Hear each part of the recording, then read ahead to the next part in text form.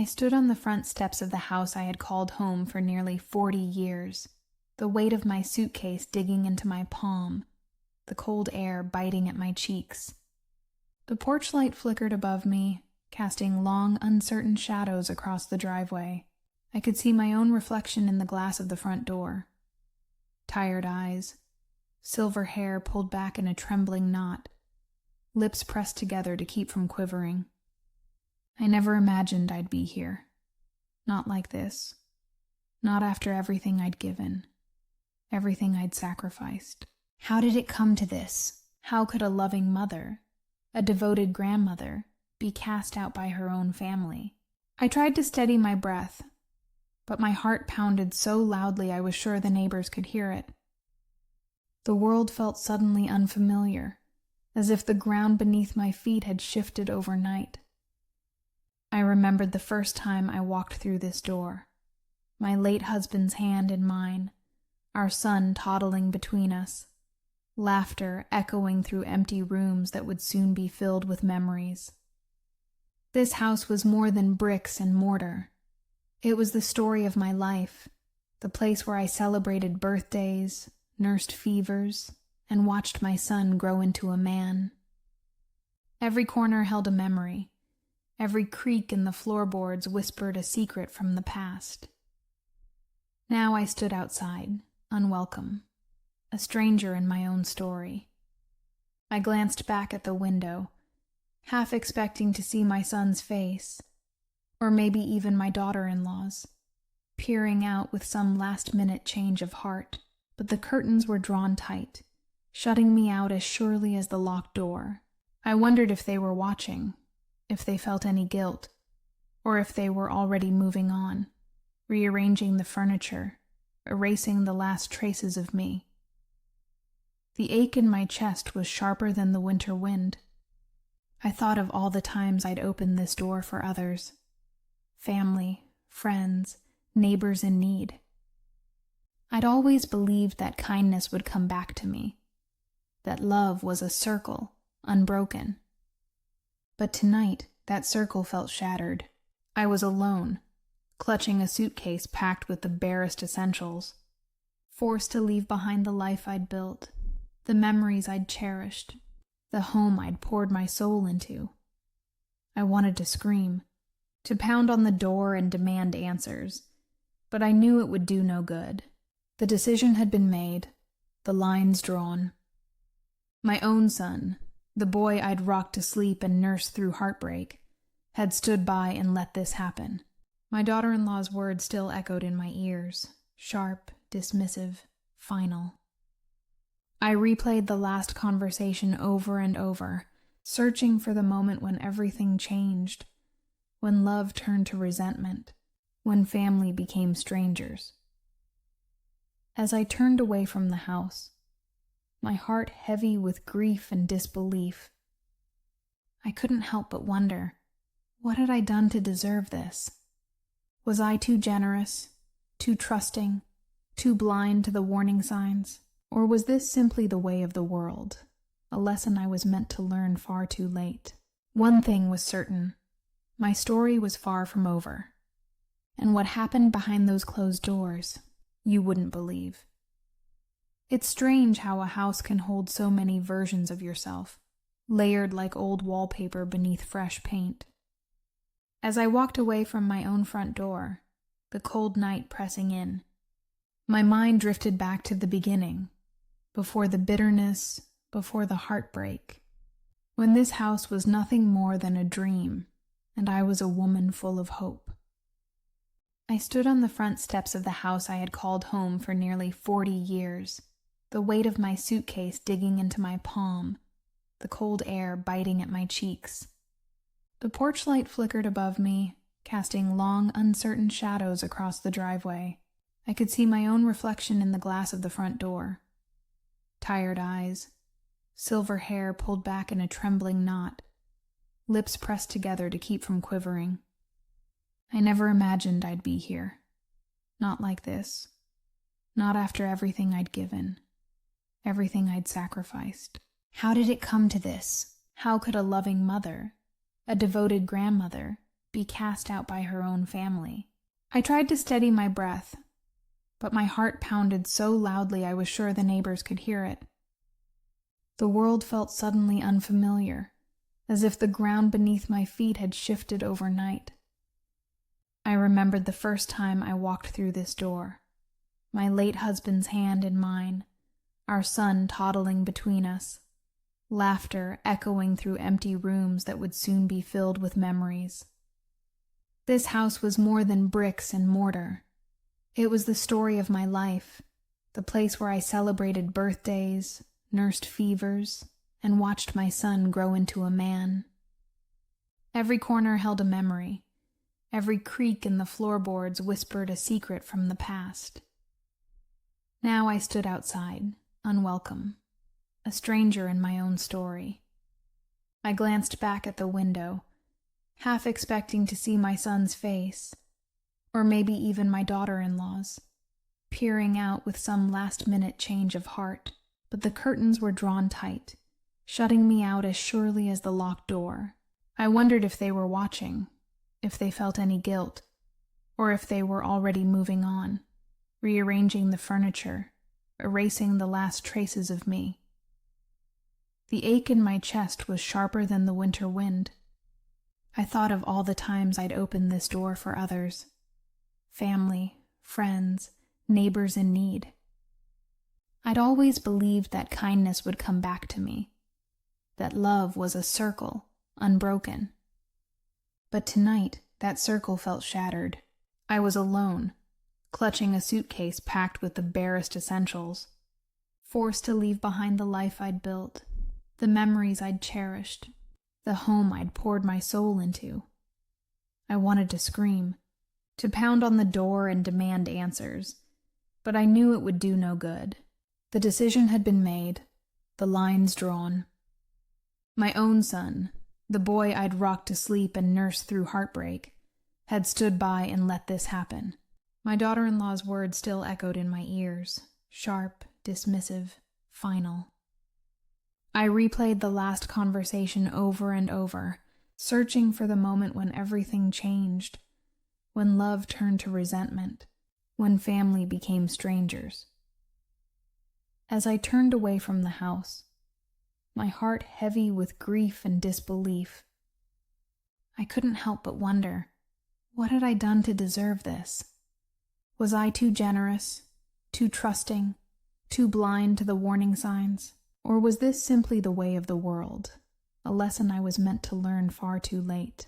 One thing was certain, my story was far from over, and what happened behind those closed doors, you wouldn't believe. It's strange how a house can hold so many versions of yourself, layered like old wallpaper beneath fresh paint. As I walked away from my own front door, the cold night pressing in, my mind drifted back to the beginning, before the bitterness, before the heartbreak, when this house was nothing more than a dream, and I was a woman full of hope. When David fell ill, the house became our sanctuary once again. I nursed him in the same bedroom where we'd once whispered dreams for the future, holding his hand as the light faded from his eyes. After he was gone, the house felt impossibly empty, every creak and sigh a reminder of what I'd lost. But I stayed, clinging to the memories, determined to keep the promise I'd made to Michael all those years ago. I never imagined that the home I built with my own hands, the home I filled with love and laughter, would one day become my prison. I never thought I'd be the one standing on the outside, looking in, my heart aching with betrayal. But as I stood there, suitcase in hand, I realized that the foundation I'd poured was stronger than any lock or closed door. The sacrifices I made, the love I gave, they were real, and they mattered, even if no one else remembered. If only I'd known then what I know now. If only I'd seen the warning signs, the small cracks in the walls of trust. But I was blinded by hope, by the belief that family meant forever. I wanted so badly to give Michael the world, to create a home that would shelter him from every storm. I never dreamed that one day He would be the storm that swept me away. As I looked back at the house, its windows glowing softly in the night, I felt a strange mix of grief and pride. I had built something beautiful, something lasting, and even if I was no longer welcome inside, I knew that my love was woven into every beam and brick. They could take the house from me, but they could never erase the years of sacrifice, the dreams I dared to dream, or the hope that still flickered, stubborn and bright, in my heart. She never imagined the home she built would become her prison, but the story wasn't over. Not yet. When Michael told me he was bringing someone special home, I felt a flutter of excitement I hadn't known in years. After David passed, the house had grown so quiet, the laughter and chaos of Michael's childhood replaced by the steady tick of the grandfather clock and the hum of the refrigerator. I longed for the sound of voices, for the warmth of family filling the rooms again. So when he introduced me to Emily, his fiancée, I opened my arms and my heart without hesitation. Emily was beautiful, with a quick smile and a confidence that filled the room. She wore her hair in a sleek ponytail and spoke with a certainty that reminded me of myself at her age. I remember thinking how lucky Michael was to have found someone so bright and ambitious. I fussed over them both, making their favorite meals, fluffing the guest room pillows, and even digging out the old family photo albums to share stories from Michael's childhood. I wanted Emily to feel welcome, to know that she was not just marrying my son, but joining our family. The wedding was a small affair in our backyard, just close friends and family, the garden blooming with late summer roses. I baked the cake myself, a lopsided but heartfelt creation, and watched with tears in my eyes as Michael and Emily exchanged vows beneath the old oak tree. For a moment, I allowed myself to believe that everything was falling into place, that the house would once again be filled with love and laughter. After the honeymoon, they moved in with me while they saved for a place of their own. I was delighted. The house felt alive again. Footsteps on the stairs, the clatter of dishes in the kitchen, the sound of Michael's laughter echoing down the hall. I imagined Sunday dinners, grandchildren playing in the yard, holidays spent together as a family. I wanted to be the kind of mother-in-law who made things easier, not harder. I offered Emily the master bedroom, insisting she deserved the best, and let her rearrange the living room to her liking. I told myself it was only furniture, only space, and that what mattered most was making her feel at home. But as the weeks passed, I began to notice small things, tiny ripples in the calm I'd worked so hard to create. Emily would sigh when I offered advice, her smile a little too tight. She'd correct me in front of Michael, gently but firmly, as if reminding me of my place. Once, I overheard her on the phone with a friend, laughing about my old-fashioned ways, and I felt a sting I tried to ignore. I told myself she was just adjusting, that every new marriage had its bumps, and that I needed to give her space. Still, the little slights added up. She started moving my things without asking. My favorite teapot replaced with a modern one. The family photos on the mantel swapped for abstract art. When I mentioned it, she brushed it off, saying she was just freshening things up. Michael seemed oblivious, caught up in his new job and the excitement of married life. I didn't want to burden him with my worries, so I kept them to myself, convincing myself that I was being oversensitive. There were moments, though, when I caught a look in Emily's eyes, a flash of impatience, a hint of something colder beneath the surface. She was always polite, always careful, but I couldn't shake the feeling that I was being gently pushed aside. I tried harder, cooking her favorite meals, offering to help with errands, even biting my tongue when she made decisions I disagreed with. I wanted so badly for us to be close, for her to see me as a friend, not a rival. Looking back, I wonder if I was too eager, too willing to give up pieces of myself for the sake of harmony.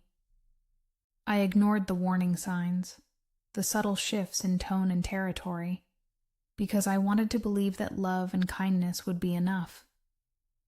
I told myself that every family had its growing pains, that Emily just needed time to settle in, to see that I was on her side. If only I'd seen the warning signs. If only I'd trusted my instincts instead of silencing them. But I was so hungry for connection, so desperate to fill the empty spaces in my heart and home, that I let the little things slide. I didn't realize that those little things were the first cracks in the foundation I'd worked so hard to build. Now, standing outside in the cold, I can see it all so clearly. The way Emily's smile never quite reached her eyes. The way she claimed space in the house. And in Michael's life, one small decision at a time. I wanted to believe the best in her, in all of us. But sometimes love blinds us to the truth, and by the time we see it, it's already too late. At first, it was easy to dismiss the little things. A sigh here, a raised eyebrow there, nothing I could put my finger on, nothing I could point to and say, "This is wrong." Emily was always polite, always careful with her words, but there was an undercurrent to our conversations, a tension that hummed just beneath the surface. I told myself it was just the adjustment period, that every new family had to find its rhythm. I wanted so badly for us to get along, for Michael to be happy, that I ignored the small discomforts, brushing them aside like crumbs on the kitchen counter. It started with the kitchen, as so many things do. I'd always prided myself on keeping a tidy, welcoming space, the heart of our home. But suddenly my routines were questioned. "Oh, I'll just do the dishes my way if you don't mind," Emily would say, her tone light but her eyes sharp. She rearranged the cupboards, moved the spices, swapped out my old cast-iron skillet for a shiny new pan she'd bought on sale. When I reached for my favorite mug one morning and found it missing, replaced by a set of matching, modern cups, I felt a pang of loss that seemed silly even as it stung. I tried to laugh it off. "You young people and your gadgets," I'd say, forcing a smile. Emily would smile back, but there was a coolness to it, a sense that she was humoring me. She started making her own grocery lists, leaving me out of the planning. "It's just easier if I handle it," she said, waving away my offer to help. I told myself she was just trying to contribute, to make the house feel like hers too. I wanted her to feel welcome, to feel like she belonged. But the changes kept coming. The living room, once filled with family photos and cozy throws, became a showcase for Emily's taste. Sleek, minimalist, impersonal. My mother's old clock disappeared from the mantel, replaced by a piece of abstract art I didn't understand. When I asked about it, Emily shrugged. "It's just clutter, really. We want a fresh start." "We." The word echoed in my mind, a reminder that I was no longer the center of this home. Michael, for his part, seemed oblivious. He was busy with work, coming home late, tired and distracted. When I tried to talk to him about the changes, he brushed it off. "She's just nesting, Mom. Let her have her fun."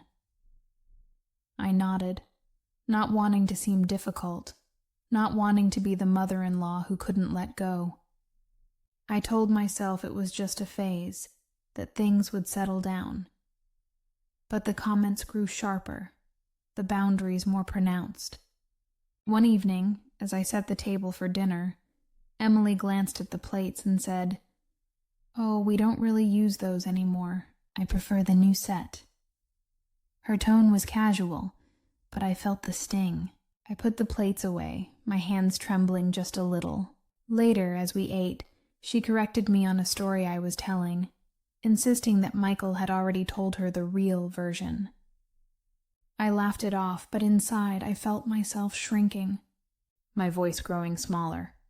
There were other moments, too, moments that seemed insignificant on their own, but together formed a pattern I couldn't ignore. Emily would invite her friends over without asking, filling the house with strangers and noise. She'd make plans for the weekend, assuming I'd be available to watch the dog or water the plants. When I hesitated, she'd sigh as if I were being unreasonable. "It's just a small favor," she'd say, her smile tight. I tried to keep the peace, to be accommodating. I told myself that marriage was hard, that blending families took time. I remembered my own early days with David, how awkward I'd felt around his mother, how desperate I'd been to prove myself. I wanted to give Emily the benefit of the doubt, to believe that her intentions were good. I bit my tongue when she criticized my cooking, when she rolled her eyes at my stories, when she made decisions without consulting me. But the doubts crept in, quiet and persistent. Was I imagining things, or was something truly wrong? I replayed our conversations in my mind, searching for evidence that I was overreacting. I confided in my friend Linda over coffee one afternoon, careful to keep my tone light. "Maybe I'm just old-fashioned," I said, stirring my tea. Linda frowned, her brow furrowing. "You're not imagining it," she said gently. "You deserve respect in your own home." Still, I hesitated to confront Michael or Emily. I didn't want to cause trouble, didn't want to be the source of tension. I told myself that things would get better, that Emily would settle in, that we'd find our way back to the warmth and laughter I'd always dreamed of. I clung to the hope that love would be enough, that kindness would win out in the end. But as the days passed, the house felt less and less like mine. I found myself retreating to my bedroom, seeking solace in the familiar comfort of old quilts and faded photographs. I spent more time in the garden, tending to the roses, losing myself in the rhythm of weeding and watering. The house, once a sanctuary, now felt like a place where I had to tiptoe, careful not to disturb the new order. I wondered if I was losing my mind, if I was being too sensitive, too set in my ways. I wanted so badly to believe that I was welcome, that I still belonged, but the evidence was mounting, and the cracks in the foundation were growing wider. I told myself to be patient, to give it time, but deep down, a quiet voice whispered that something was changing, and not for the better. Was I imagining things, or was something truly wrong? I didn't know the answer then. I only knew that the home I'd built with love was slipping through my fingers, and I was powerless to stop it. It's a strange thing, the way a home can change around you, how the familiar can become foreign almost overnight. I used to walk these halls with a sense of ownership, of belonging. Every picture on the wall, every knick-knack on the shelf, every worn spot on the carpet told a story, my story. But as the weeks turned into months, I began to feel like a guest in my own house, tiptoeing around as if I needed permission to exist. The first real shock came on a rainy Thursday afternoon. I'd gone out to the market, picking up fresh bread and a bouquet of daisies to brighten the kitchen. When I returned, my key wouldn't turn in the lock. I jiggled it, thinking perhaps I'd grabbed the wrong one, but the door remained stubbornly closed. I knocked, feeling a flush of embarrassment, and after a long pause, Emily opened the door, her expression unreadable. "Oh, I forgot to mention," she said, her voice breezy. "We had the locks changed. The old ones were sticking, and I was worried about security. Here's your new key." She pressed a shiny new key into my palm, her fingers cool against my skin. I wanted to ask why she hadn't told me, why she hadn't waited for me to be home. But the words caught in my throat.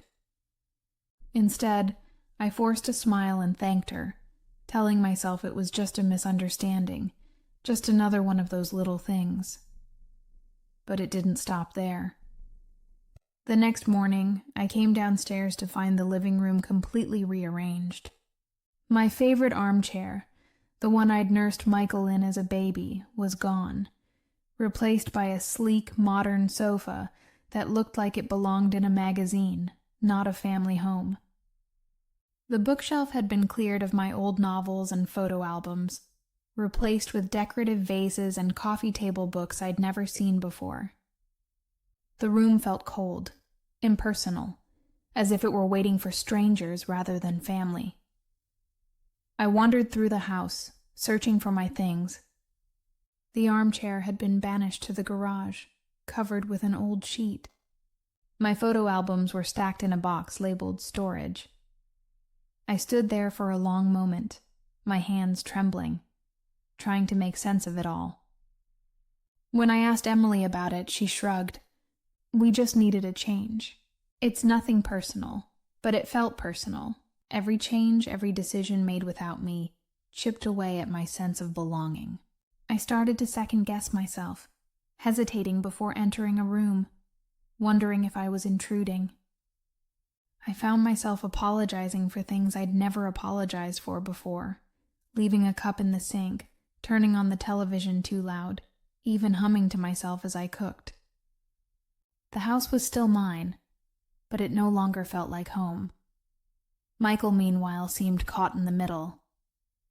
He was busier than ever at work, coming home late, his eyes shadowed with exhaustion. When I tried to talk to him about how I was feeling, he brushed it off. Emily just wants to make the place feel like ours, Mom. She's got good taste, don't you think? I wanted to tell him that taste had nothing to do with it, that it was about respect, about being included. But I didn't want to cause a rift. I swallowed my hurt and nodded, telling myself that it was just furniture, just things. But the changes kept coming. Emily started hosting gatherings with her friends, filling the house with laughter and music that felt foreign to me. I was rarely invited to join, and when I did try to participate, I felt out of place, my stories falling flat, my jokes met with polite smiles.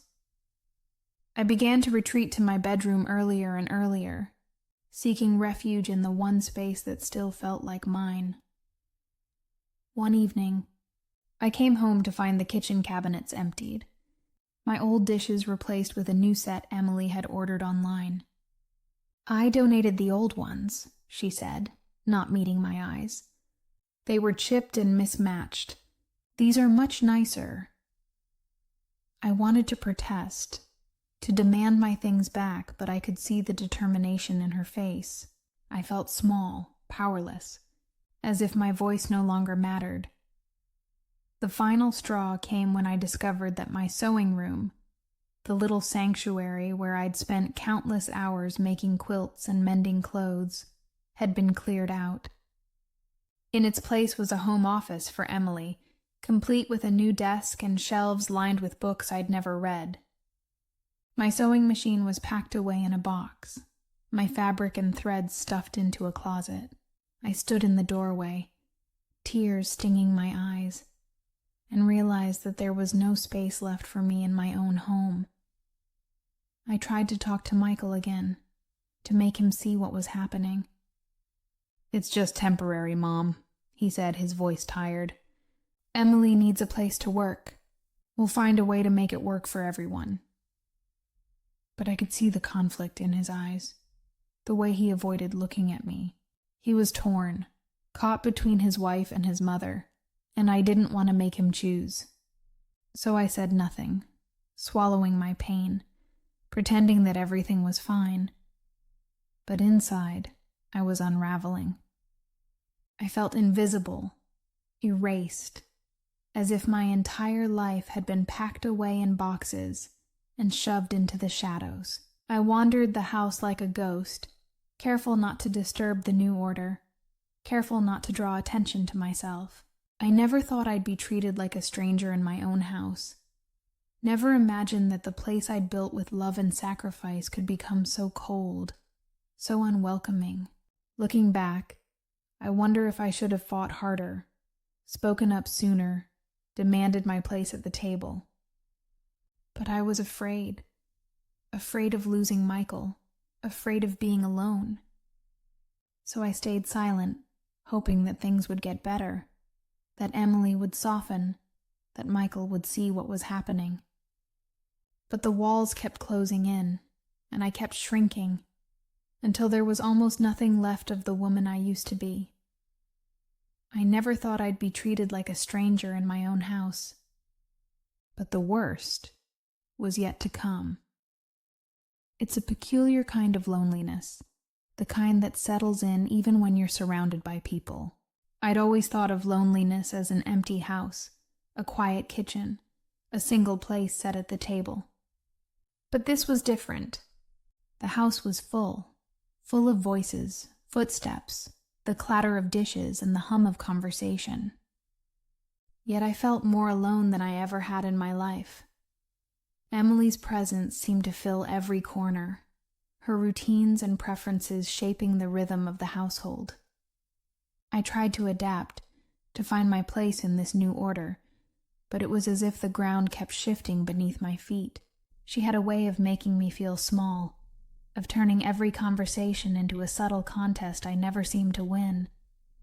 It started with little things, moments so fleeting I almost convinced myself I'd imagined them.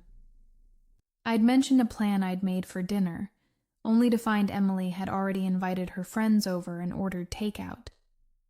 If I asked about it, she'd tilt her head and say, "Oh, I thought you'd said you were tired. I was just trying to help." Her tone was always gentle, her words wrapped in concern, but I could feel the sting beneath the surface. Sometimes, she'd forget to tell me about changes to the schedule, Michael's work events, family gatherings, even doctor's appointments. I'd find out at the last minute, scrambling to adjust, feeling foolish and left out. When I tried to bring it up, she'd look at me with wide, innocent eyes. "I'm sure I told you, didn't I? Maybe you just forgot." I'd search my memory, doubting myself, wondering if I really was becoming forgetful. The worst were the conversations that twisted in on themselves, leaving me questioning my own reality. I'd recall a promise she'd made, a plan we'd agreed on, only for her to insist it had never happened. "You must be confused," she'd say, her voice soft but firm. I never said that. I'd feel a flush of embarrassment, certain I was right but unable to prove it. Over time, I began to second-guess everything, my memory, my judgment, even my own feelings. Michael, caught up in work and the demands of his new marriage, seemed oblivious. When I tried to talk to him, he'd listen with a distracted patience, then reassure me that everything was fine. "Emily's just busy, Mom. She means well." "Maybe you're just not used to having someone else in the house." I wanted to believe him, to believe that I was overreacting, but the doubts gnawed at me. I started to withdraw, pulling back from the life I'd once loved. I stopped inviting friends over, embarrassed by the changes in the house and the tension that seemed to hang in the air. When neighbors stopped by, I'd make excuses, saying I was busy or not feeling well. I spent more time in the garden, my hands buried in the soil, the sun on my back. The roses didn't judge me, didn't question my memory or my worth. They just bloomed, season after season, a quiet reminder of the life I'd built. Linda, my oldest friend, was the first to notice. She called one afternoon, her voice gentle but probing. "You haven't been yourself lately. Is everything all right?" I hesitated, not wanting to burden her, not wanting to admit how lost I felt. But the words tumbled out anyway. a flood of confusion and hurt. She listened quietly, then said, "You're not crazy, you know. You deserve to feel safe in your own home." Her words brought tears to my eyes. I wanted to believe her, but Emily's voice echoed in my mind, sowing seeds of doubt. Was I really so forgetful? Was I making things harder than they needed to be? I replayed every conversation, every decision, searching for proof that I wasn't losing my grip on reality. The isolation grew, a wall between me and the world. I stopped going to church, stopped attending the book club I'd loved for years. I told myself I was just tired, that I needed a break. But the truth was, I didn't want to answer questions I couldn't explain. I didn't want to see the pity in people's eyes. Didn't want to admit that I was losing control of the life I'd worked so hard to build. Emily seemed to sense my withdrawal, and she used it to her advantage. She'd mentioned my forgetfulness to Michael, her voice full of concern. "I'm just worried about her," she'd say, loud enough for me to hear. "She seems so scattered lately. Maybe she needs to see a doctor."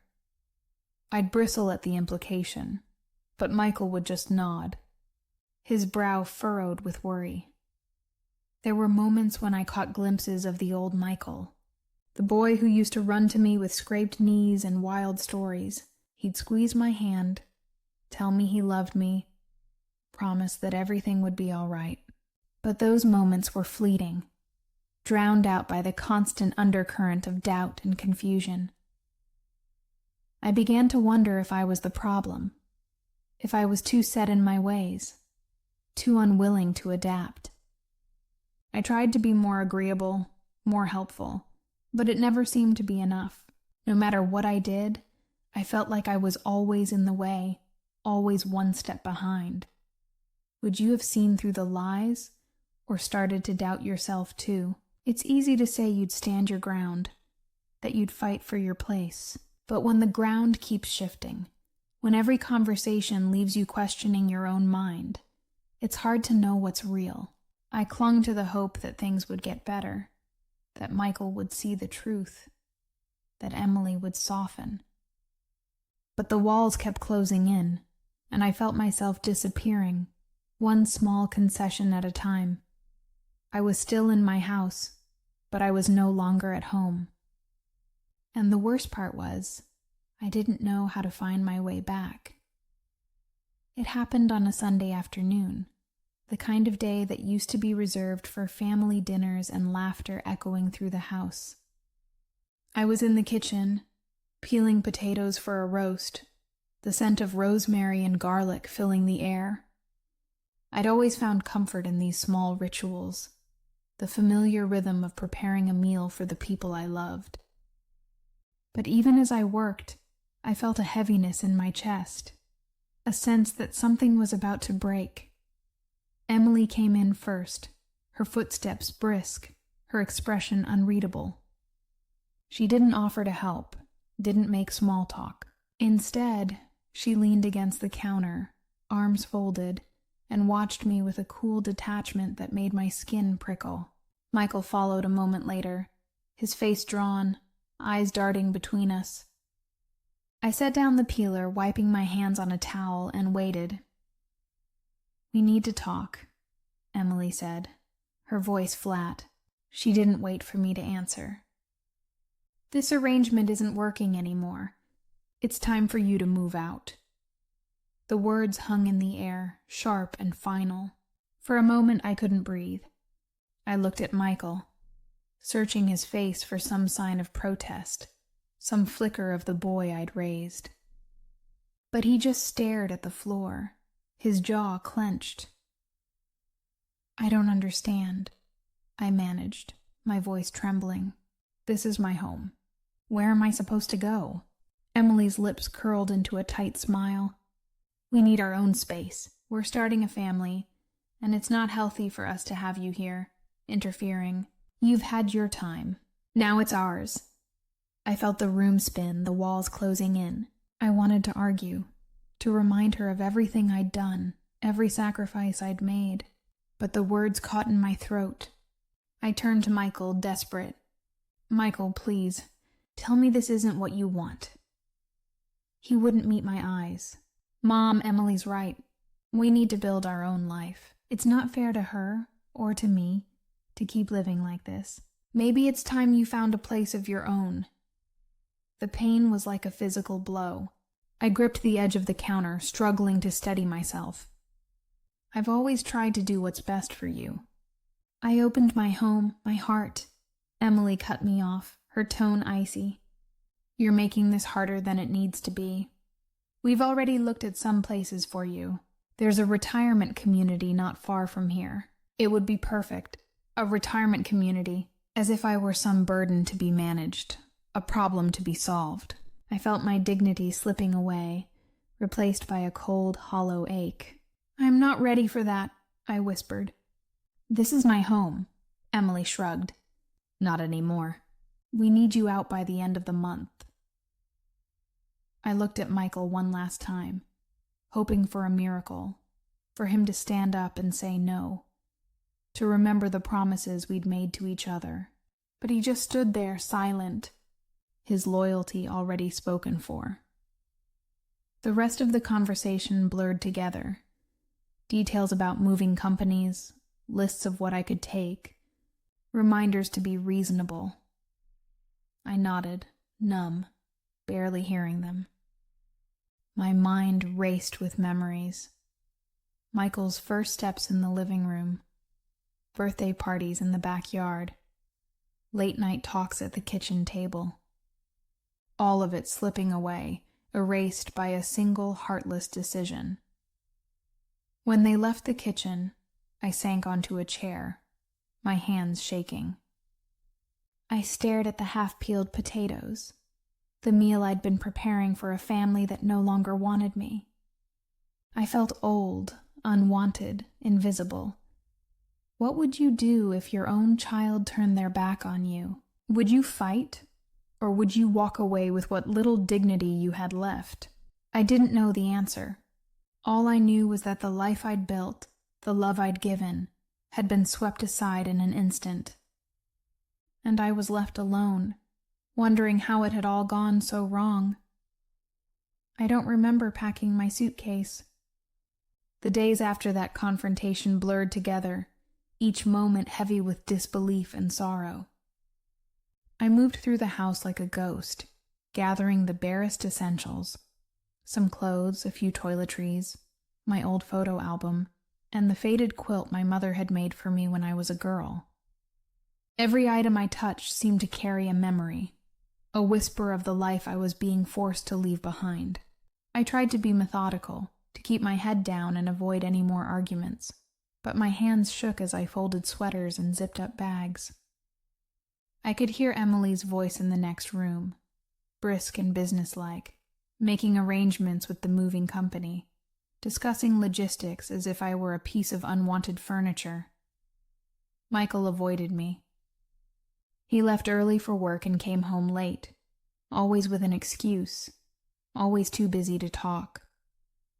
I caught glimpses of him in the hallway, his eyes darting away from mine, his shoulders hunched with guilt, or maybe just discomfort. I wanted to reach out, to beg him to reconsider, but the words wouldn't come. I was afraid of what he might say, afraid that the son I'd loved so fiercely was truly lost to me. On my last morning in the house, I stood in the doorway of my bedroom, taking in the familiar shapes and colors one final time. The sunlight filtered through the curtains, casting golden patterns on the quilt. I ran my hand over the dresser, remembering the day David and I had bought it at a yard sale, how we'd laughed at the scratches and promised to fix them up together. I thought of all the nights I'd spent in this room, nursing Michael through fevers, comforting him after nightmares, waiting up for him to come home from dates. Every inch of this space was woven with love and sacrifice. I walked through the house slowly, saying goodbye to each room. The kitchen, where I'd cooked countless meals, the living room where we'd celebrated birthdays and holidays, the garden where I'd planted roses for every milestone. I paused at the front door, my suitcase at my feet, and looked back one last time. Emily was nowhere to be seen. Michael was at work. The house was silent, indifferent to my pain. Linda was waiting for me outside, her car idling at the curb. She got out as soon as she saw me, wrapping me in a hug that nearly undid me. "You don't have to say a word," she whispered, her voice fierce with loyalty. "You're coming home with me." I nodded, unable to trust my voice. We loaded my things into her trunk, and I climbed into the passenger seat, feeling numb and weightless, as if I'd left a part of myself behind. As we drove away, I watched the house recede in the rearview mirror. The place I'd built and cherished, now just another address. Another chapter closed. Linda's home was warm and welcoming, filled with the scent of fresh coffee and the sound of her old dog snoring on the rug. She showed me to the guest room, a cozy space with a soft bed and a window overlooking her garden. "Stay as long as you need," she said, pressing my hand. "You're not alone." That first night I lay awake for hours, staring at the ceiling, my mind racing with questions and regrets. How had it come to this? Had I been too generous, too trusting, too eager to please? I replayed every decision, every conversation, searching for the moment when things had started to unravel. I thought of all the sacrifices I'd made, working extra shifts to pay off the mortgage, going without so Michael could have what he needed, putting everyone else's happiness before my own. I'd believed that love was enough, that if I gave everything, I would always have a place in my family. But now, cast out and alone, I wondered if I'd been a fool. Was I really so difficult to live with? Had I overstayed my welcome, clung too tightly to the past? I tried to remember the last time Michael had hugged me, the last time he'd said he loved me without hesitation. The memories felt distant, faded by years of small slights and unspoken resentments. Linda sat with me in the evenings, listening as I poured out my heart. She reminded me of the woman I used to be, strong, resourceful, loving. "You gave them everything," she said, her eyes shining with empathy. "That's not something to be ashamed of. It's something to be proud of." I wanted to believe her, but the ache in my chest was relentless, a constant reminder of all I'd lost. I tried to keep busy, helping Linda in the garden, reading old novels, baking bread in her sunny kitchen. But every quiet moment brought a fresh wave of grief. I missed my home, my routines, the sense of purpose that came from caring for others. I missed Michael most of all, the boy I'd raised, the man I thought I knew. I wondered if he missed me, if he regretted what had happened, or if he was relieved to have me gone. Some days I caught myself reaching for my phone, tempted to call him, to beg for another chance. But pride held me back. I'd been humiliated enough, stripped of my dignity and my place in the world. I couldn't bear the thought of being rejected again. And yet, beneath the sorrow, a small ember of anger began to glow. I thought of Emily's cold smile, her calculated words, the way she'd manipulated Michael and twisted the truth. I thought of all the times I'd bitten my tongue, all the times I'd put their needs before my own. I realized that I'd spent so long trying to keep the peace that I'd forgotten how to stand up for myself.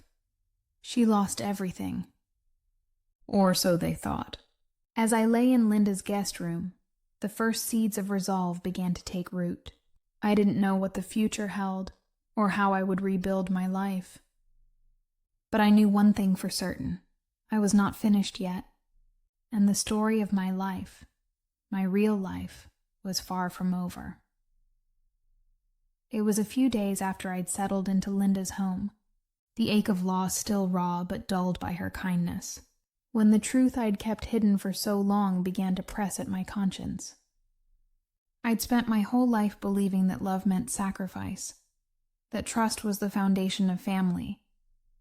But as I sat at Linda's kitchen table, the morning sun streaming through the window, I realized that sometimes trust can be mistaken for weakness, and that secrets, even those kept out of love, can become a kind of power. Linda poured us both a cup of tea, her eyes gentle but curious. She'd been patient, never prying, but I could sense her questions simmering beneath the surface. I stared into the steam rising from my mug, weighing the words I'd never spoken aloud. "Linda," I began, my voice barely above a whisper, "there's something I haven't told anyone, not even Michael." She set her cup down, her attention sharpening. "You can tell me anything, you know that." I took a deep breath, feeling the weight of years settle on my shoulders. "The house, the one I just left, it's mine, legally, I mean. After David died, he made sure everything was in my name. The deed, the mortgage, all of it. Michael and Emily, they never asked, and I never thought to bring it up. I wanted them to feel at home, to feel like it was theirs too. I thought that was what a good mother did." Linda's eyes widened, a slow smile spreading across her face. "You mean to tell me they kicked you out of your own house?" I nodded, a strange mix of shame and vindication swirling inside me. "They think they've won, that they've pushed me out for good. But they don't know the truth. I still hold the deed. I could walk in there tomorrow and show them the papers, and there's nothing they could do about it." For a moment, we sat in silence, the enormity of it settling between us. I'd kept the secret out of love, out of a desire to avoid conflict, to let Michael and Emily build their own life without feeling indebted to me. I'd wanted to give them the gift of home, to let them believe it was theirs. But now, that gift had been twisted, used against me in the cruelest way. Linda reached across the table, squeezing my hand. "You have every right to take back what's yours. Don't let them make you feel powerless." I nodded, but uncertainty gnawed at me. I'd never been one for confrontation. I'd always chosen peace over pride, harmony over justice. But as I thought about everything I'd endured, the humiliation, the isolation, the betrayal, I felt something shift inside me. Maybe it was time to stop shrinking, to stop apologizing for taking up space in my own life. That afternoon, I dug through my suitcase, pulling out the battered folder where I kept all my important documents. There it was. The deed to the house, my name printed in bold letters, the signature of the notary still crisp after all these years. I ran my fingers over the paper, feeling a surge of strength I hadn't known in months. I began to consider my options. I could go to a lawyer, assert my rights, and force Michael and Emily to face the truth. I could reclaim my home, not out of spite, but out of a sense of justice. For myself, and for the years I'd spent giving everything to a family that had forgotten my worth. Or I could walk away, start fresh, and let them live with the consequences of their actions, knowing that the foundation of their new life was built on a lie. The thought of confrontation terrified me, but the idea of letting them get away with what they'd done was worse. I realized that I'd spent so long trying to be the perfect mother, the perfect wife, that I'd forgotten how to be true to myself. Maybe it was time to remember. That night, as I lay in bed, the deed tucked safely beneath my pillow, I felt a flicker of hope. They thought they'd won, but I held the ultimate secret. And for the first time in a long while, I began to imagine a future where I wasn't just surviving, but standing tall, unafraid to claim what was rightfully mine. I spent the next few days in a haze of nerves and determination, the deed to my house never far from my side. Linda helped me find a lawyer, a kind, no-nonsense woman named Ms. Patel, who listened to my story with a mixture of outrage and admiration. She reviewed my documents, nodded at the signatures, and assured me that the law was on my side. "You have every right to reclaim your home," she said, her voice steady and reassuring. "You don't have to be afraid anymore." Still, fear lingered at the edges of my resolve. I'd never been one for confrontation, never the type to raise my voice or demand my due, but as I sat in Ms. Patel's office, the weight of the past months pressing down on me, I realized that I couldn't let myself be erased. I had given too much, loved too deeply to simply disappear. The morning I decided to return, I woke before dawn, my heart pounding in my chest. I dressed carefully, choosing a blouse David had always loved and a pair of sturdy shoes. I tucked the deed and the lawyer's letter into my purse, my hands trembling only slightly. Linda insisted on driving me, her presence a steady comfort as we made our way through the quiet streets. As we pulled up to the house, I felt a strange mix of nostalgia and dread. The garden was overgrown, the roses I'd tended for years choked by weeds. The curtains were drawn tight, the porch cluttered with packages and shoes. It looked less like a home and more like a place in limbo, waiting for something, or someone, to set things right. I took a deep breath and walked up the steps, Linda close behind. I rang the bell, the sound echoing through the house. For a moment, nothing happened. Then, footsteps approached, and the door swung open. Emily stood there, her expression shifting from surprise to annoyance in an instant. She crossed her arms, blocking the doorway. "What are you doing here?" she demanded, her voice sharp. I met her gaze, steady and unflinching. "I'm here to talk." "May I come in?" She hesitated, glancing over her shoulder. "Michael's not home. If you have something to say, you can say it here." I nodded, my resolve hardening. "That's fine. This won't take long." Linda stepped back, giving us space. I reached into my purse and pulled out the deed, holding it up so Emily could see. "This is the deed to this house. My name is on it. Not yours, not Michael's, mine." For a moment, Emily's face was blank, as if she couldn't process what she was seeing. Then her eyes narrowed, her lips curling into a sneer. "So what? You gave it to us. You said we could make it our home." "I said you could live here," I replied, my voice calm but firm. "I never gave up ownership. I never signed anything over. This house is legally mine, and you have no right to force me out." Emily's composure began to crack. "You can't just show up and take over. We live here now. Michael and I, this is our life." I shook my head, feeling a strength I hadn't known in years. "You made it clear I wasn't welcome. You changed the locks, moved my things, treated me like a stranger. You and Michael told me to leave, and I did. But you don't get to erase me from my own home." She stepped forward, her voice rising.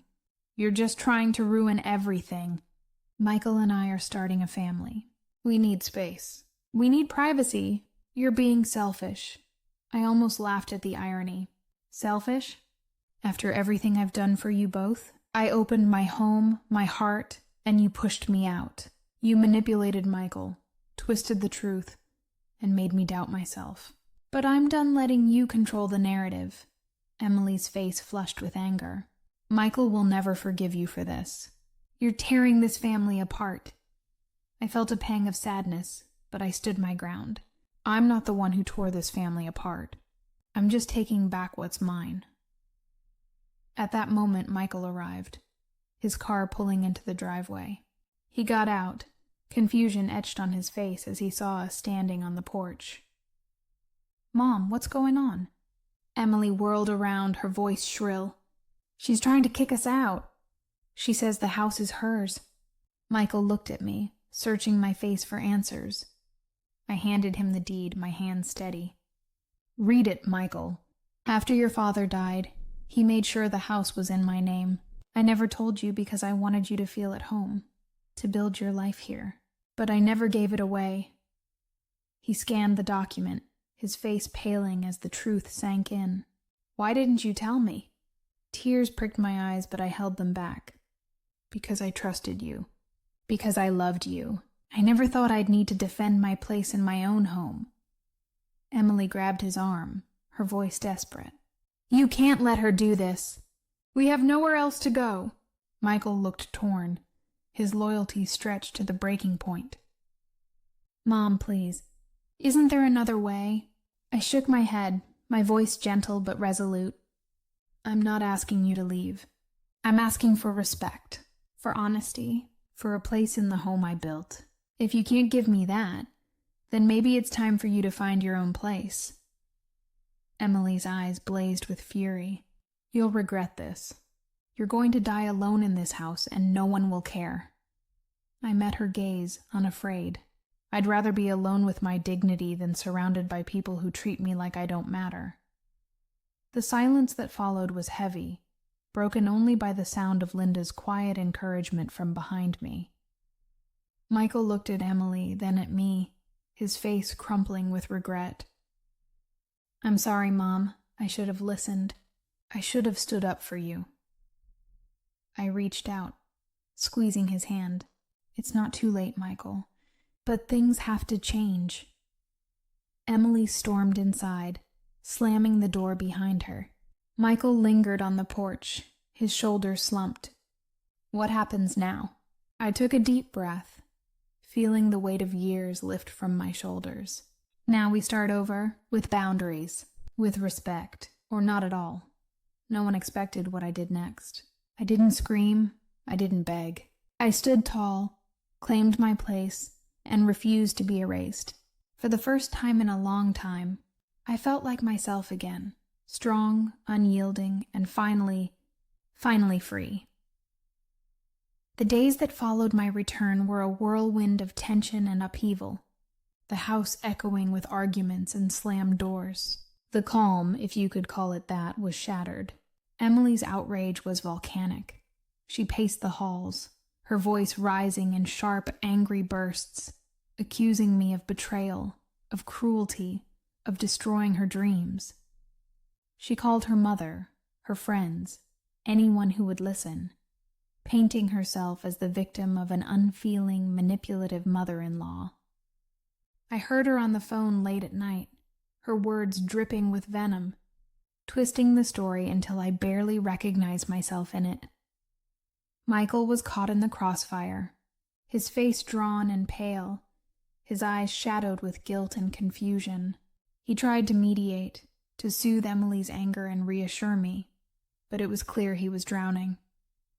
I watched him struggle, torn between the woman he loved and the mother who had raised him. I wanted to reach out, to comfort him, but I knew that any gesture would only make things worse. The lines had been drawn, and there was no going back. Emily's true motives began to surface, ugly and undeniable. She started talking openly about the house, about selling it, about the money they could make if only I would do the right thing and sign it over. She left real estate brochures on the kitchen table, circled listings in the newspaper, and even called an agent to come by for an informal appraisal. When I confronted her, she didn't bother to hide her intentions. "We deserve a fresh start," she snapped. "You've had your time. It's our turn now." I realized then that it had never been about family, or even about space.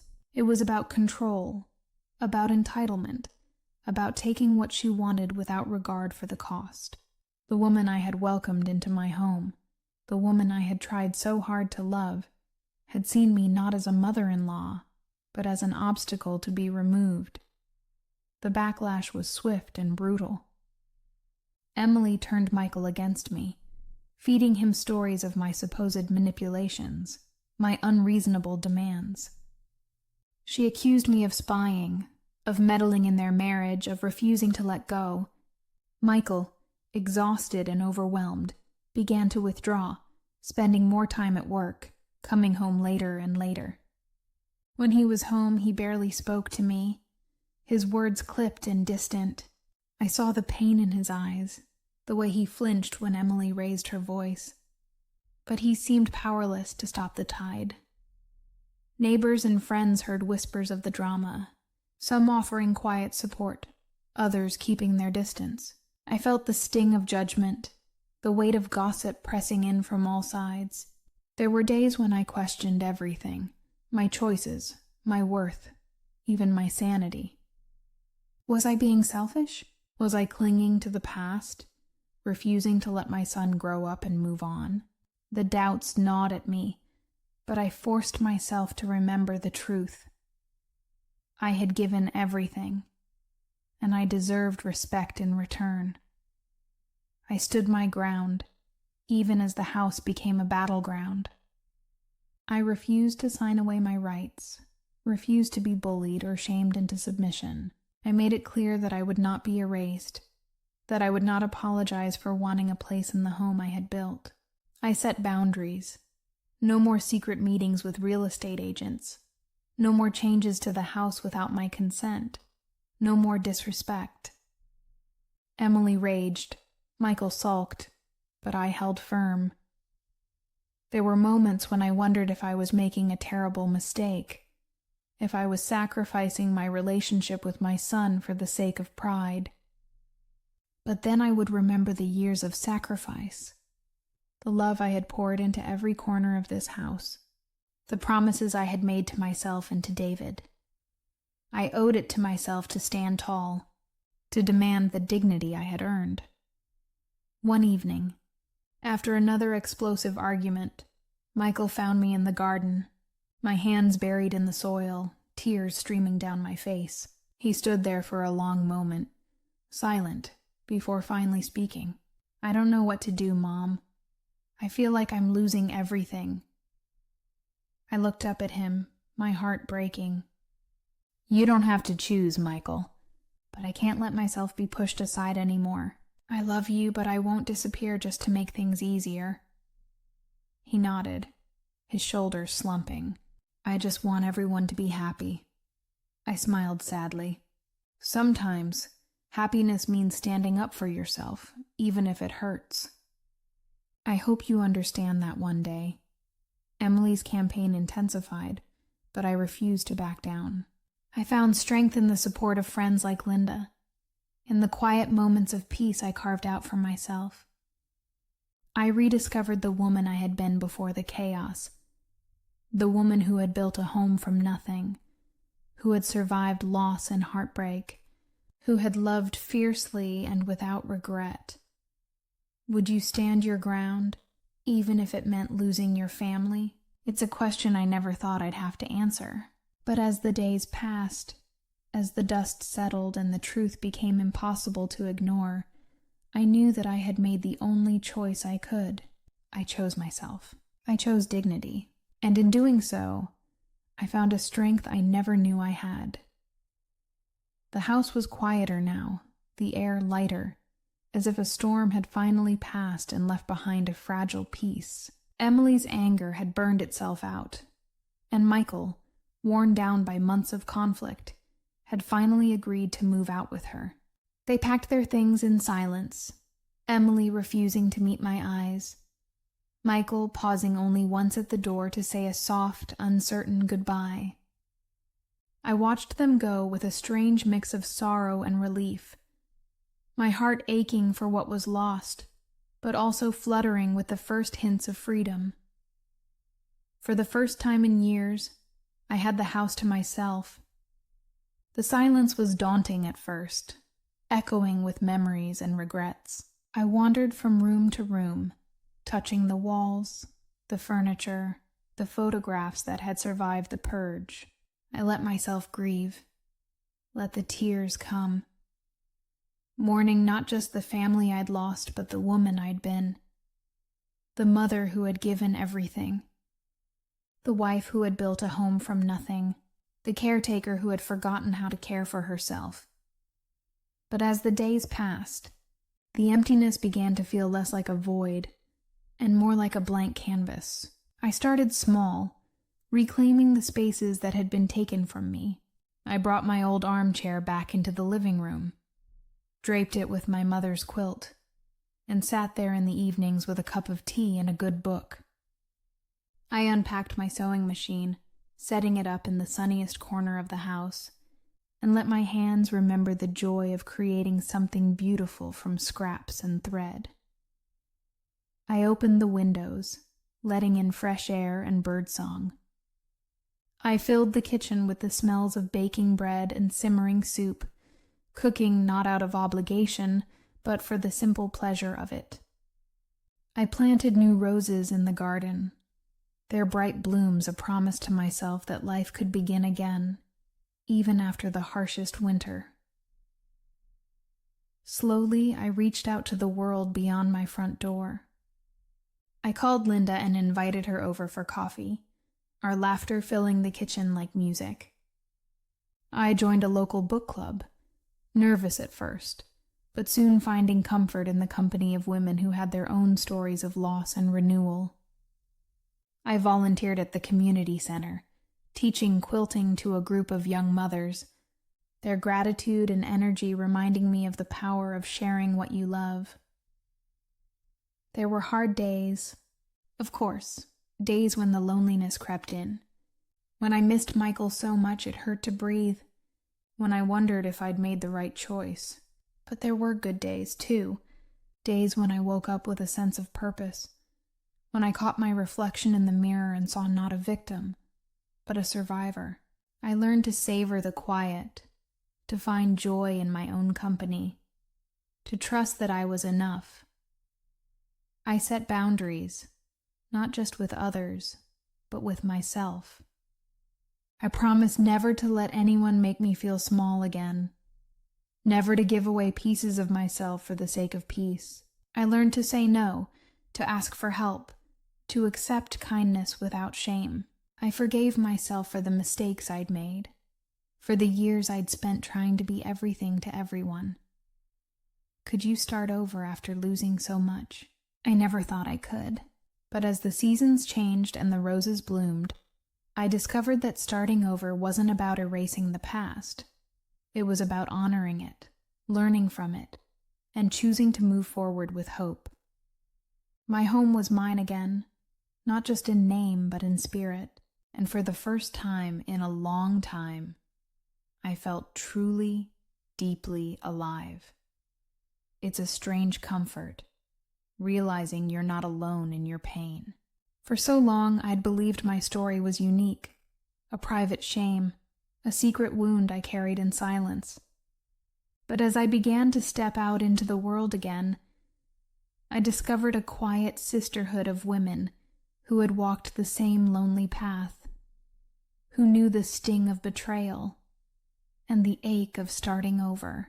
It began at the book club, where I hesitantly shared a little of what I'd been through. I expected polite nods, maybe a change of subject, but instead, the room grew quiet. One by one, the women opened up, about daughters who no longer called, sons who had drifted away, marriages that had ended in silence. There was no judgment, only understanding. We laughed through our tears, finding solace in the knowledge that our struggles did not make us weak or unlovable. They made us human. Encouraged by their warmth, I started attending a support group at the community center. The first time I walked into that circle of folding chairs, my heart pounded with nerves. But as I listened to the stories around me, stories of mothers and grandmothers, of women who had given everything and been left with nothing, I felt a sense of belonging I hadn't known in years. We shared our pain, but also our victories. The first night spent alone without crying, the first time we said no without guilt, the first time we dared to dream of happiness again. I found myself reaching out to others, offering the comfort I had so desperately needed. I told my story, not as a tale of defeat, but as a testament to resilience. I spoke of the day I stood on my own porch, suitcase in hand, and the day I walked back in with my head held high. I spoke of the friends who lifted me up, the boundaries I learned to set, the joy I found in rediscovering myself. And as I spoke, I saw the light of recognition in other women's eyes, the hope that maybe, just maybe, they could do the same. We became each other's lifelines, checking in with phone calls and handwritten notes, celebrating every small step forward. We shared recipes and book recommendations, but also advice on lawyers, therapists, and how to find the courage to start over. In that community, I found not just support, but purpose. I realized that my pain could be transformed into something meaningful, that by sharing my story, I could help others find their voice. Sometimes late at night, I would read through letters and messages from women who had heard my story, some from across town, others from across the world. They wrote of heartbreak and hope, of families torn apart and slowly stitched back together. They thanked me for speaking out, for reminding them that they were not invisible, that their stories mattered. I kept every letter, every note, a patchwork of courage and connection that warmed me on the coldest days. Have you ever felt betrayed by those you love most? If you have, you are not alone. There is a community waiting to welcome you, to listen without judgment, to remind you that you are stronger than you know. Your story matters. Every heartbreak, every triumph, every lesson learned. We are all threads in the same tapestry, woven together by the challenges we face and the love we refuse to give up on. If you're reading this, I invite you to share your story. Tell us about the moments that broke you and the ones that made you whole again. Tell us about the people who stood by you and the ones who walked away. Your voice could be the lifeline someone else needs, the spark of hope that lights the way forward. In the end, healing is not something we do alone. It is a gift we give each other, a promise that no matter how dark the night, we will find our way back to the light, together. I had begun to believe the worst was behind me. The house was peaceful. My days filled with new routines and the gentle comfort of friendships I'd forged in the aftermath of loss. I was learning to trust myself again, to savor the quiet strength that had carried me through so much. But life, I've learned, has a way of testing you just when you think you've found your footing. It started with a phone call. I recognized Emily's number immediately, my heart skipping a beat as I debated whether to answer. For a moment I considered letting it ring, but something inside me, some stubborn spark, refused to hide. I picked up, my voice steady. "Hello, Emily." She didn't waste time on pleasantries. "We need to talk," she said, her tone clipped and businesslike. "Michael and I have been thinking. It's not fair that you get to keep the house after everything. We put so much into it. We deserve something in return." I closed my eyes, letting her words wash over me. The old me would have rushed to reassure her, to offer compromise, to keep the peace at any cost. But I was not that woman anymore. "I understand you're upset," I replied, my voice calm. "But the house is mine." "That's not going to change," she scoffed. "You're being selfish. You know we're struggling. Michael's job isn't secure, and we have bills to pay. You could at least help us out. If you don't, I'll have no choice but to tell everyone how you treated me. I'll make sure people know what kind of person you really are." There it was, the threat, the manipulation, the same tactics she'd used to turn Michael against me, to make me doubt myself. But this time, I felt only a quiet resolve. I had nothing left to lose, and everything to gain by standing firm. "Emily," I said, my voice unwavering. "I'm sorry you feel that way, but I won't be bullied. I won't be shamed into giving up what's rightfully mine. I've spent too many years putting everyone else first. That ends now." She was silent for a moment, clearly not expecting resistance. "You're making a mistake," she hissed. "You'll regret this. Michael will never forgive you." I took a deep breath, feeling the truth settle in my bones. If Michael can't forgive me for standing up for myself, then that's his choice. I hope in time he'll understand, but I won't let fear dictate my life anymore. Her anger flared. "You're heartless. After everything I've done for you." I cut her off, my voice gentle but firm. "What you did was try to take what wasn't yours. You tried to erase me from my own life. I won't let you do that again. This conversation is over." I hung up, my hands steady, my heart surprisingly light. I stood by the window, watching the sunlight dance across the garden, and felt a wave of relief. I had said enough. I had drawn a line, not out of anger, but out of self-respect. A few days later, Emily showed up at the house, unannounced. She stood on the porch, her arms crossed, her eyes cold. "I just want to talk," she said, her voice softer now, almost pleading. "We're family. Can't we work something out?" I stepped outside, closing the door behind me. "Emily, I wish things had been different. I wish we could have been a family, but I can't change the past, and I won't compromise my future. I hope you find what you're looking for, but it won't be at my expense." She stared at me, searching for weakness, for any sign that I might bend. But I stood tall, my shoulders back, my gaze steady. For the first time, I saw her uncertainty, the cracks in her confidence. She turned away, defeated, and walked down the path without another word. Would you have the strength to say, "Enough"? I never thought I would. I spent so many years believing that love meant sacrifice, that peace was worth any price. But I've learned that true peace comes from honoring yourself, from refusing to let others define your worth. As I watched Emily disappear down the street, I felt a sense of closure, a quiet pride in the woman I had become. I had faced the final test, and I had not wavered.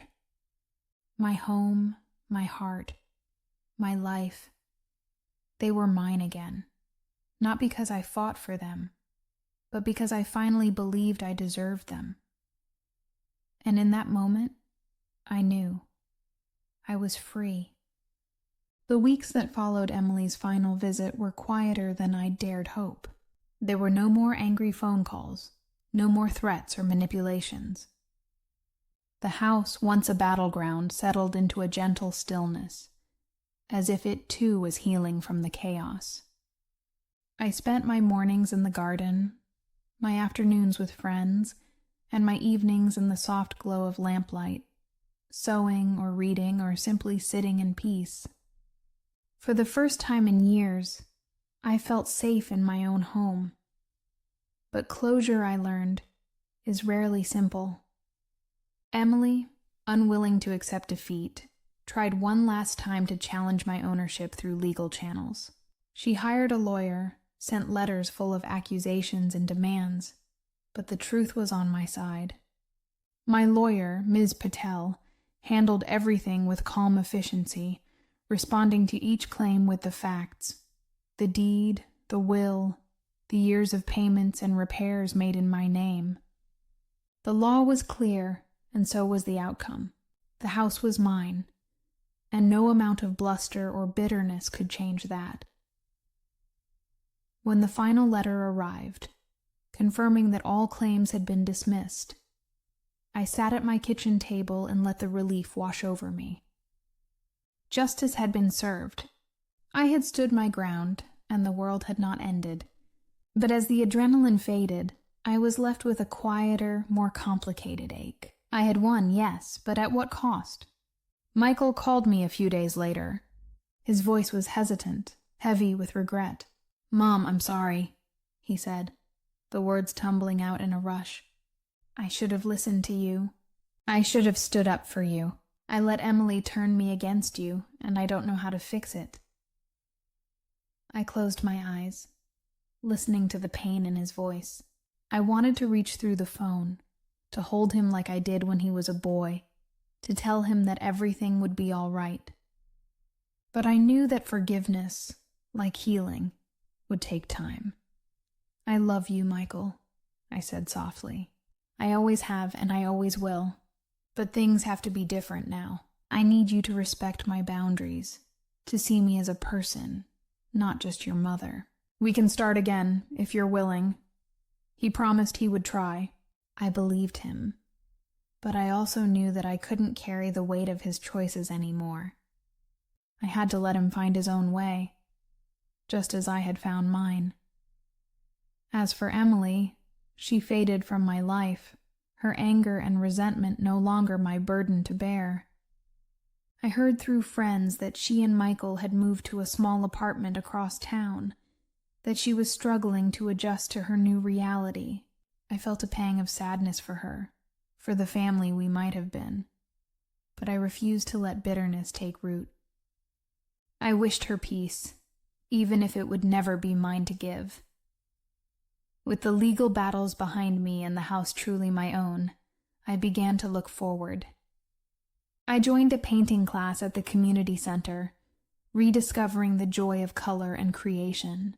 I traveled with Linda to the coast, breathing in the salt air and letting the wind carry away the last shreds of sorrow. I opened my home to friends, to laughter, to new memories. Justice was finally served. But at what cost? I had lost the family I thought I knew, but I had gained something far more precious. My self-respect, my independence, my voice. I had learned that love does not mean surrender, that kindness does not require silence, and that sometimes the greatest act of courage is simply to stand your ground. As I sat on my porch one evening, the sun setting over the garden, I felt a quiet sense of peace. My story was not what I had imagined, but it was mine, and for the first time in a long time, I was proud of the woman I had become. Looking back, I see my journey not as a straight line, but as a winding path, one marked by love, loss, and the slow, sometimes painful process of finding myself again. I never imagined I would have to fight for my place in my own family, or that the home I built with my own hands would become a battleground. But life has a way of testing us, of asking us to choose between comfort and courage, between keeping the peace and keeping our dignity. If there's one lesson I've learned, it's that boundaries are not walls, they are doors. Doors you can open and close, doors that let in love but keep out harm. For so many years, I believed that being a good mother meant saying yes, sacrificing my needs, and making myself small so others could shine. I thought that love was measured by how much I could give, how much I could endure. But I see now that true love, real, lasting love, requires honesty, respect, and the courage to say enough when your heart is at risk. Self-respect is not selfishness. It is the quiet, steady belief that you are worthy of kindness, of safety, of a place to call your own. It is the voice inside that says, "I matter too." I wish I had listened to that voice sooner. I wish I had trusted my instincts, spoken up when the first cracks appeared, and remembered that my worth was not defined by anyone else's approval. To anyone listening, anyone who has ever felt invisible in their own home, or doubted their right to happiness, you are not alone. Your story matters. Your pain is real, but so is your strength. It's never too late to reclaim your voice, to set boundaries, to demand the respect you deserve. You do not have to accept mistreatment, even from those you love most. You do not have to shrink to fit someone else's idea of who you should be. I know how hard it is to stand your ground, especially when it means risking the relationships you hold most dear. I know the ache of loneliness, the fear of starting over, the temptation to give in just to keep the peace. But I also know the freedom that comes from choosing yourself, from honoring your own needs, from believing that you are enough. What would you have done in my place? Would you have fought, or would you have walked away?